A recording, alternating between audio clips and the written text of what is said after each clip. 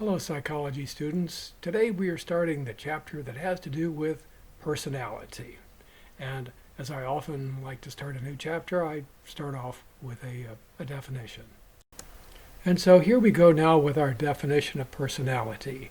It's an individual's relatively consistent pattern of feeling, thinking, and behaving across a wide range of situations. Now, the reason that we've got the word relatively in there as a modifier for the word consistent is that sometimes people will display a different pattern in very specific situations. You may know someone who is a very extroverted, but if you put them in front of a camera, especially a video camera, they suddenly become shy. But most of the time, they are extroverted. There are many different approaches or theories of personality, probably 50, perhaps even some more than that. But it's not possible or reasonable to attempt to cover them all during an introductory course. We will be taking a look at 5 particular approaches in this particular chapter. The 5 are the most important ones. You can think of this particular educational video as an overview of what's coming up in some later videos. And this is what I call a laundry list of what's coming up.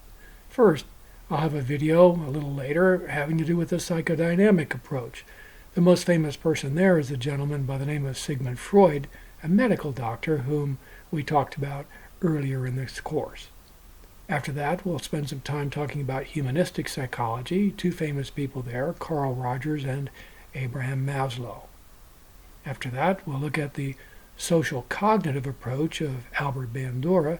You may remember his name because he showed up earlier in the course in relationship to the Bobo doll experiment, which demonstrated, proved, if you will, that human beings can learn simply via observation. We'll also take a look at heredity, genetics, and to your surprise, perhaps, you'll find out that a very large of human personality is inherited. And then the last approach that we will take is called the trait and factor approach, but notice please that I put in parentheses the psychological testing approach.